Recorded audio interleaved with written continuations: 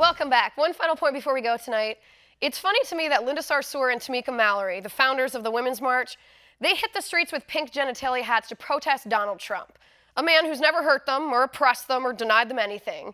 But when women in Iran hit the streets, risking their lives and their safety to protest an oppressive, abusive, misogynistic regime and Islamic theocracy, these fake feminists in America, they stay silent.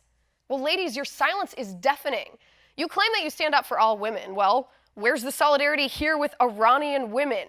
Women who are actually oppressed. Women who are told by the government that they must wear a hijab or else the police can arrest them and punish them. Women who aren't allowed in sports stadiums to watch men's sports.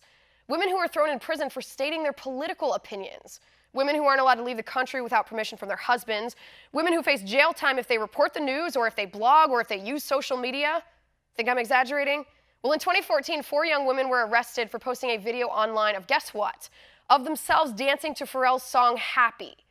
These women aren't allowed to testify in court without men corroborating their stories. These women are married off to men with other wives without their permission as young as 13 years old. And then these women aren't allowed to divorce their husbands, and marital rape is essentially legal. The Women's March, you liberal feminists told us, the march wasn't just about America. You pointed to protests all around the world, 5 million women in 81 countries, you said. The Women's March is about women everywhere, putting down the patriarchy. Well, what do you think is happening in Iran? Women are leading. Women are protesting. Women are rejecting the hijab and taking back their independence. Women are risking arrest to claim their autonomy. And what are you doing?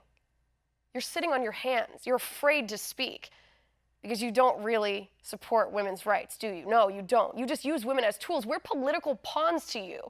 We're a medium to push your progressive ideology. Liberal feminists claim to be offended constantly. You tell us that we must celebrate the hijab or we're bigots, we're oppressing Muslims, you say. Well, the defining image of the Iranian protest is this: a brave young Iranian woman shedding her hijab in public because she chose to do that. But where are you applauding her choice? That's what I thought. You don't care because you don't really support all women, do you? And that's my final point. You can reach me on Twitter at Liz_Wheeler. If you like the show, please send me an email at oann.com/contact. In the meantime, catch us here tomorrow at 9 p.m. Eastern. And until then, have a good night.